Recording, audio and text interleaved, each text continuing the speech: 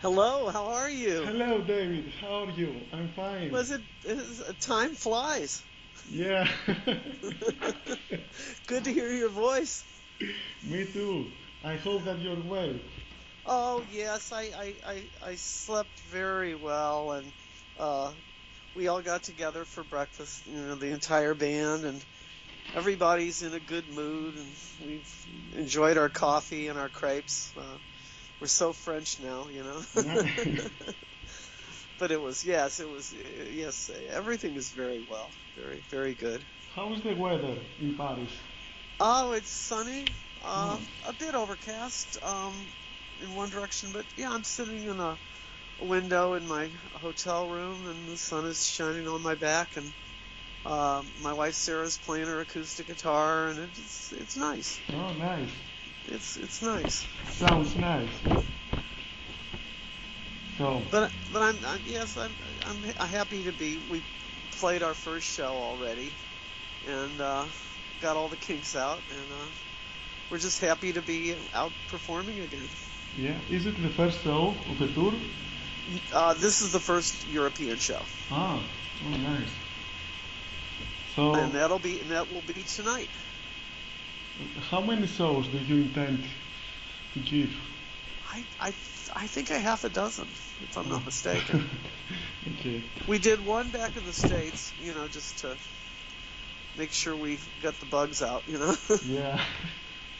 But honestly, this is the best lineup of the band I've I've ever had. It's in the whole 40 years. Uh, like like for example, I mean, my song "Did You See Him Cry" off of "Sound of the Bell." Yeah, yeah. I've never been able to perform that because uh, I wrote it, and when we recorded it in the studio, it was just Bill Bruford from King Crimson on the drums, and me on guitar, and David Hamilton on piano, and we built it up from that. But when we were finished, the band were not, could not actually ever play it. They just, for whatever reasons. And this band loves loves challenges. So, we included it in our DVD, our new DVD, Yeah. Housebroken, and we played it at our show last week, and it, we love it. Now everybody wants to do the entire 8-minute version of Siegfried Carver's Preludin for the next tour, Oh. which is even more of a challenge. Maybe, I don't know. We'll have to see. But yeah, it's very exciting for me. So I'm you've very got you've got a lot of challenge to take into account. well. I'm a really lucky man. It's here it is 40 years later. I blinked, and it's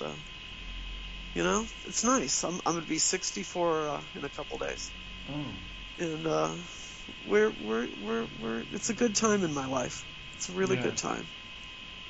So what is the lineup at the moment? Is it you, Sarah, and Yeah, who else? it's me, on guitar and singing, and Sarah's still singing and playing acoustic guitar. And then on drums we have Manfred Plotz from Germany, and on other guitar is Amanda McCoy. She's from Nashville, Tennessee, Yeah. and uh, uh, on keyboards we have Nathan Jodko. He joined a year or so ago, same time as Manfred. And you remember Abby Styling on violin? She's still our best soloist. Oh. She may be the best soloist on the planet for all I know. And Rick Styling is on the bass. And yeah, it's just I it's not only do we play, I think it's the best players ever, but everybody is our friends, and we like each other. And like this morning at breakfast, I mean, everybody's so happy to see each other. In the mornings, it's a wonderful feeling. It's a wonderful feeling. We're really happy to be playing tonight. It's uh I see. it's gonna be good. It's gonna be good. Yeah, I hope good luck for the show. Thank you. So you have a new live album coming out. Can you tell us a few words about this album? Well, yes, I actually have it. I've watched it. It's a three disc set. It's of a live show that we did last fall in Germany. And the first two discs are CDs, which is the entire show, on audio. And the third disc is the entire show on DVD, 130 something minutes or something. And it's I'm very proud of it. Uh, you can see the band at its best on it, I think. I'm glad we never did a DVD before this. Actually, I I, I think we're rewarded with something we can be proud of. So how did you choose to record it in Germany, to film and record it in Germany? You know, it was just a notion, honestly. It wasn't really uh, overly thought out.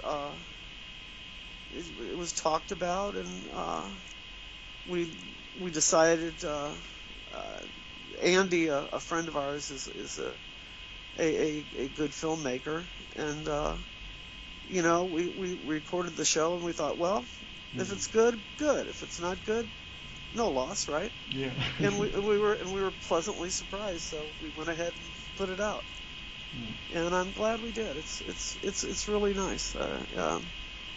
Everyone who's seen it has been very enthusiastic. I see. And it's only been out a week, so we'll see. Do you have any special tracks in this album? Any surprises, any collaborations? Or is it just Well, the band? yeah, there's something.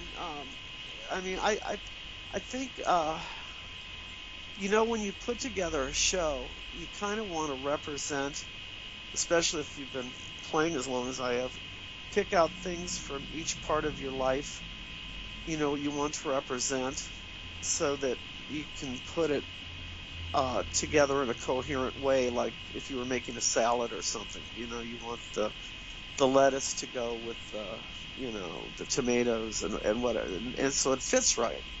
And it doesn't always work, right? So but this is I think this show builds beautifully, and I wanted to, in the last few years, I've lost three of my friends from the original band. Um, Douglas Rayburn died a couple of years ago of cancer, Mm. and Rick Stockton died of cancer a year or so ago, and Siegfried Carver passed away at his desk. I think it was a heart attack. I mean, it's hard to say. He just went to sleep and never woke up again, basically. He laid his head on his desk and never woke up. But so I went through a bunch of my tapes and journals and stuff, and I found this song that Douglas Rayburn and I wrote and never recorded. It's called Canadian Rain, Mm. and the band worked it up, and it's so exciting. It's like this lost treasure, you know. I'm just like, wow, why didn't I ever record it? But it's included on the DVD, so you'll see it, and I Yeah. think you'll be proud of me. It's a great song. Oh, nice. So, have you ever considered of recording an acoustic live album at a special place? For instance, someone. There's time still. Oh, And I write everything on acoustic guitar or piano, so yeah. it would not be far-fetched. Now, Sarah and I did an acoustic tour we just did a few shows. Uh, about 3 years ago, we just went out with our two acoustic guitars, and we played in London. We played in a bunch of different places, and we quite enjoyed it. But it's completely different than the drums and the Yeah. violin and all the good stuff. Have you ever thought of recording a live album in a special place? For instance, an archaeological site, somewhere really special. Well, all they have to do is invite me. Oh. Okay, count me in. Okay, well then you set it up and I'll be there. Okay, I will find a place. No pressure. Yeah. No pressure at all. All right. So, how different is the touring process compared to the past? What has Um, changed? well, honestly, it's better since we all get along well, and I can't say that's always been true, especially in the original early days. There was a lot of jealousy and a lot of backstabbing, and that's why I left the band to begin with. Yeah. I didn't like, you know, all the jealousy. I, you know, I've basically done what I've always done my whole life. I sit around and I write songs, Mm. and if, in the original band, there was a lot of jealousy that I got so much attention. Yeah. But, it's kind of like it's what I'm supposed to do, right? I'm supposed to sing and write songs and, you know, perform them, I guess, but there's none of that now. When I go out on stage, I'm supported. Everybody in the band, wants it to be great, and consequently it is. And I can't say it was always that way. Mm. So, do you have any funny incidents from the touring process? I mean, do you remember something funny that happened? Well, there's always something strange going to happen, isn't there? Yeah. Well, it's we're laughing this morning about how I think it might have been in Greece. Oh. We were playing, and Abby said she couldn't remember what happened, but we were starting a song and somebody hit a wrong button or something, Yeah. and it triggered some horrible sound in a different key, and we still can't figure out what did it this many years later. But you never know what's going to happen. You plan for the best, and Yeah. it doesn't always go as planned. But you know, all you can do is get out there and enjoy yourself. And Mm. it's you know the people that come to see us, they come to enjoy themselves, and I love to see them, and they love to see me, and that's what it's about, I guess, as a communion, Mm. everything coming together for a purpose. Right now you're in Paris, right? Yes, yes, we've been So here 3 or 4 days. this is a place that has suffered a lot due to the recent terrorism. So Y- how do you feel about it as a musician? Well, it's way safer than where we live. Mm. I live in one of the most dangerous cities in the United States. We Really? have more murders in St. Louis than anywhere else in the United States. So coming to Paris is very safe, in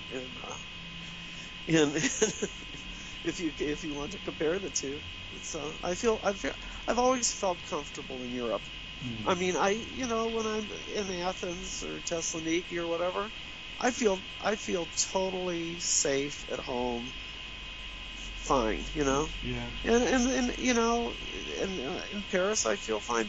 You have to live your life, and if you're going through life being scared of everything and worried about everything, what do you have at the end of the day? Nothing, Mm. you know.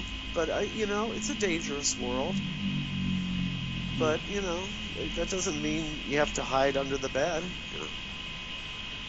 It's better to get out and live your life. Yeah. You know, So I mean, there's always going to be tragedies. yes. So the music industry has changed a lot since the 70s, since the time you started playing or recording.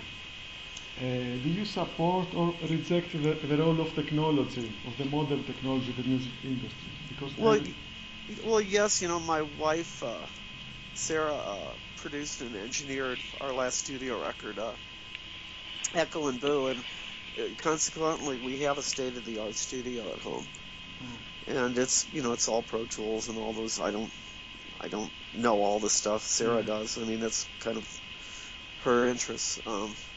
But it's a lot. it's a lot easier to maybe get the sounds that you have in your head than it was then. When we first started touring, uh, we had two Mellotrons, which meant we spent all day at every show trying to make the Mellotrons work and stay in tune. And we had two Moog mini Moogs, Yeah. and we would spend all day trying to get them to work. We would, I mean, quite frankly, it's amazing we ever got to play any shows and got everything to work at the same time. I remember at the end of one tour, I wanted to set the Mellotrons on fire. I thought that was a very good idea. Somehow they stopped me, but it was, also back then trying to get a violin to play at the volume we play at. I mean, there simply was, the technology just wasn't there. The reason I play a Fender Telecaster guitar is because I couldn't get my acoustic guitar loud enough. I mean, it's just, I still play a Telecaster guitar, but Fender got it right, right off the bat. But I mean, we did it just simply because,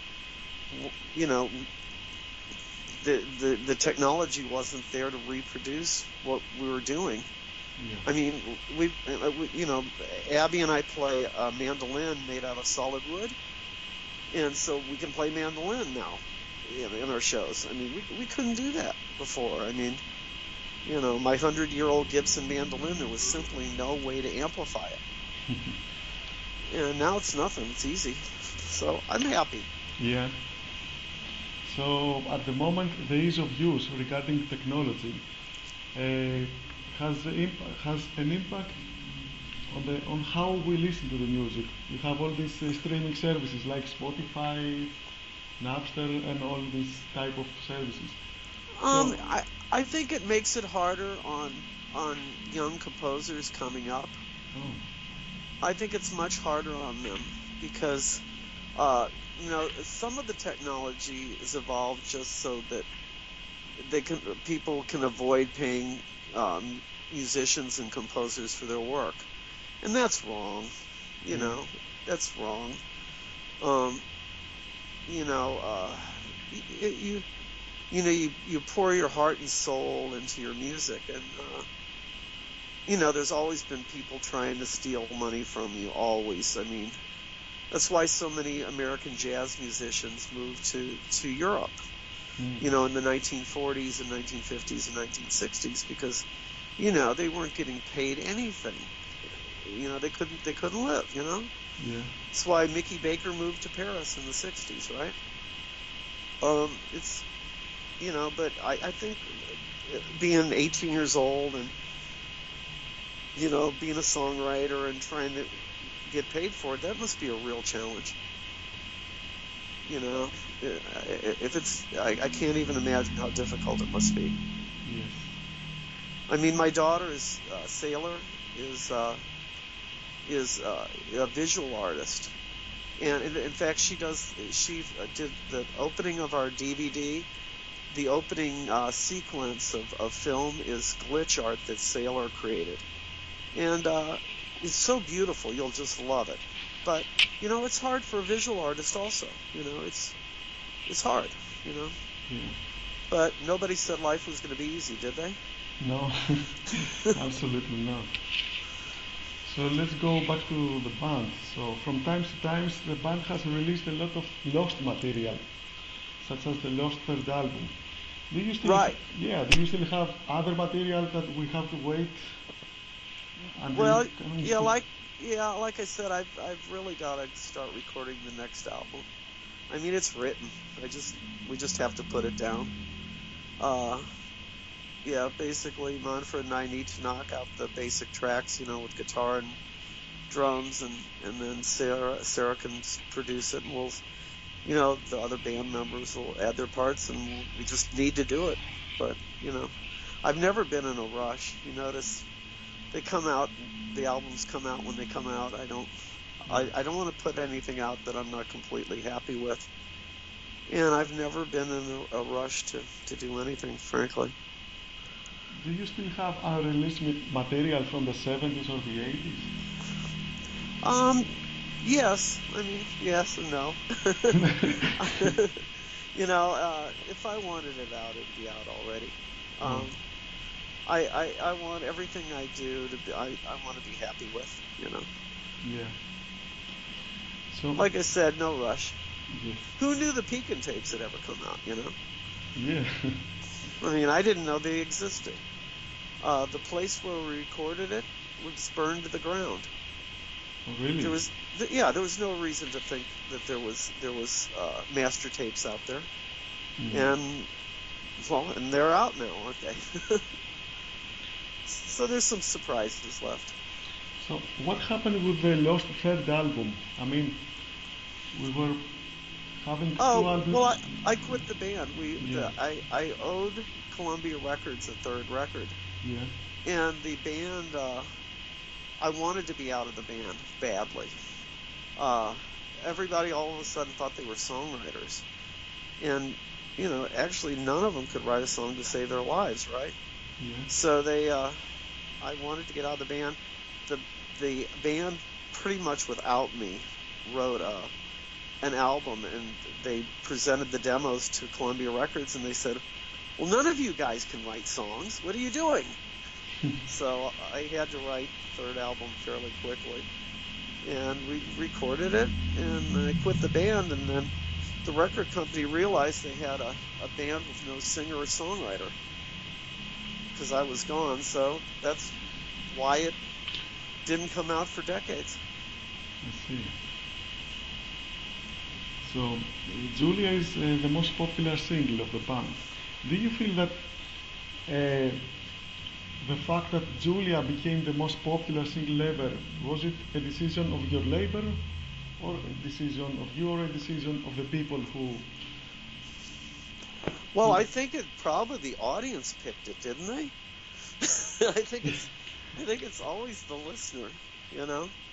I mean, yeah, because I like all my songs anything I would release or let people hear. I mean, I write songs all the time, but um,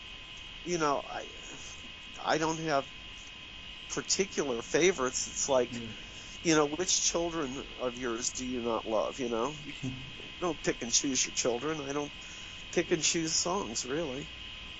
So, Um, do I you, you know I So I mean, I guess if Julia is everyone's favorite, well then I guess the listeners made it the favorite, not me.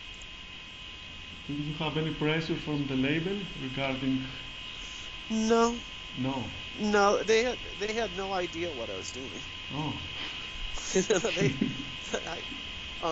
and frankly, the guys in the band, in the original band, they had no idea what I was doing. There's never been a band that sounded like Pavlov's Dog. Yeah. Um, if Pampered Menial came out today, um, who would they say we copied? It doesn't sound like anything else. I had nothing to copy. Yes, really. I didn't even want to be the singer. You know, I mean, we had 7 people in the band. Nobody could sing. So I was forced to. They forced me to sing. Really. So, the fact that you decided to sing on this album, was it an Well, impact of I, pressure? well, no, I just had no choice. Nobody else could sing. Nobody. I wrote all these songs. Somebody had to sing them. So it was. You're right. Okay. I was left to my own devices. And I didn't have singing lessons, obviously. Actually, if you listen to the Pekin tapes, Yeah. um, that was not representative of Pavlov's Dog at the time. I mean, what we wanted to do was everybody wanted to have a song or two on the recordings, right?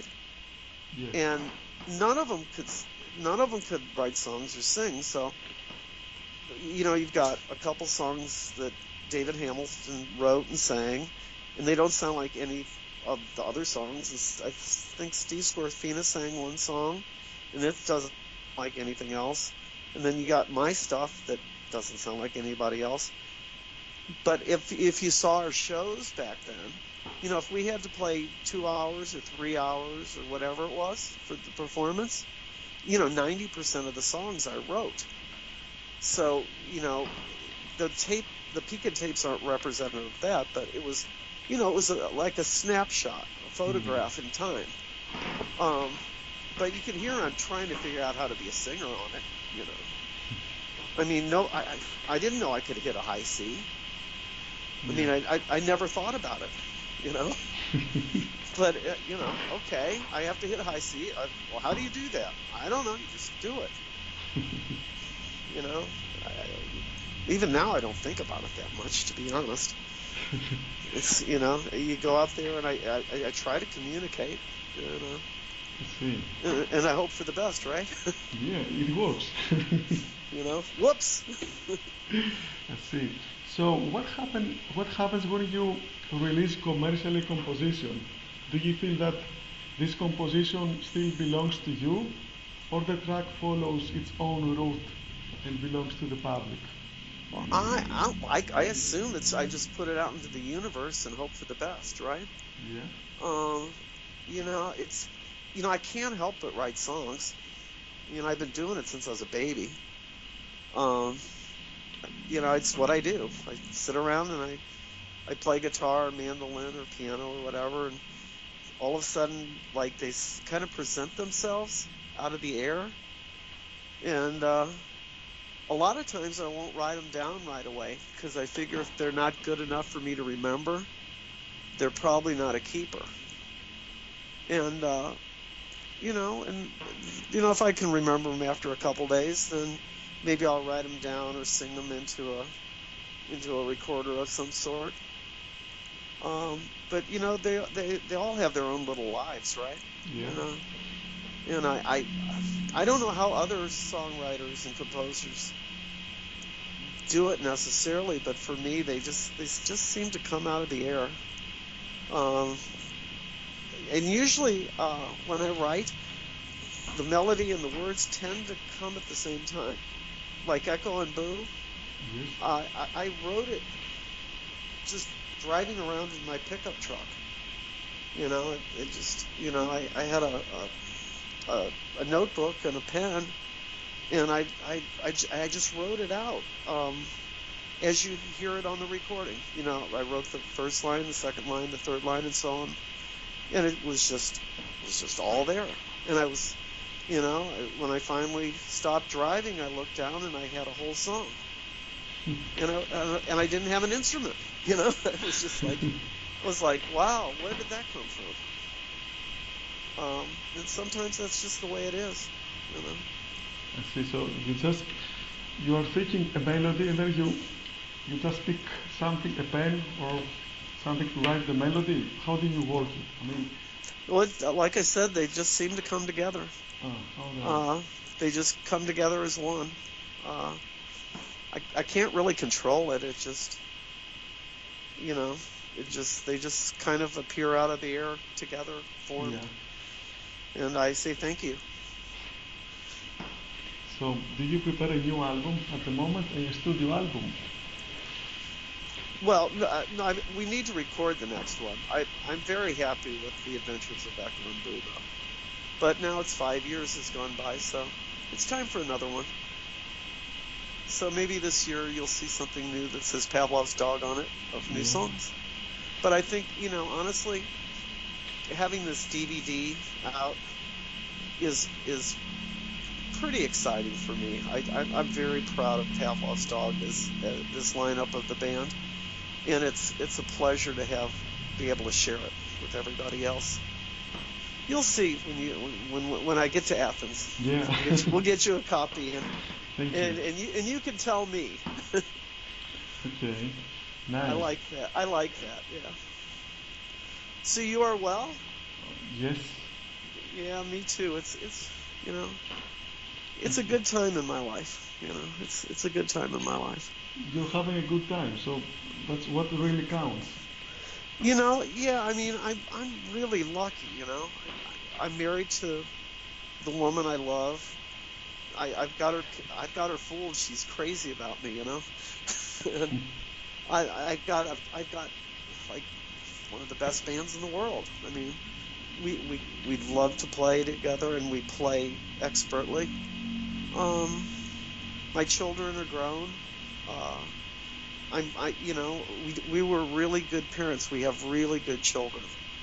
Uh, you know, my life wouldn't be worth anything if the music was good and my family was bad, or my family was good and the music was bad.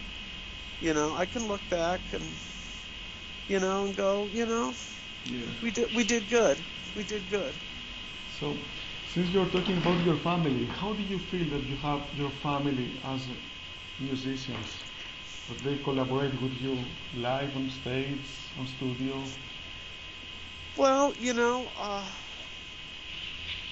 we did different things maybe than, we're artists, so we're maybe not typical TV family, a family you see on television, one of those fake families they make up. But when Sailor was born, we slowed down for 10 years and went back to being folk musicians, just Sarah and I with our acoustic guitars. And then, when we started performing again when she got a little older, uh, and it was like you said, maybe, people heard I was dead and all that stuff. Uh, uh, Sailor performed with us on stage in Greece, remember? Yes. Um, you know, uh, and I remember we were playing a festival in Germany, and these TV reporters, came up to Sailor, and they thought she was the lead singer of Pavlov's Dog, right? And they said, "Well, how do you feel about singing the songs of your father who has passed away?" Or no, no, no, well, your late father. That's what they said. "How do you feel about singing the songs of your late father?" And Sailor goes, "Oh, my daddy's never late. He's standing over there with Steve Hackett and Kim Simmons, and they're talking about stupid guitars." So, you know, uh, I'm not surprised she grew up to be a visual artist, but maybe it's strange to be 14 years old and sing in front of 50,000 people. But honestly, she doesn't know. She doesn't know anything different. Yeah. You know. And frankly, right now, she doesn't want to be singing. She wants to be doing her films and her Oh, sculpture and her painting and her art. So she's at home with her parrot and her dog, and she's making art. And we're in France and making our art. It's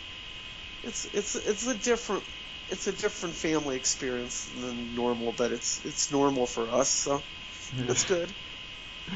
Nice. Wonderful.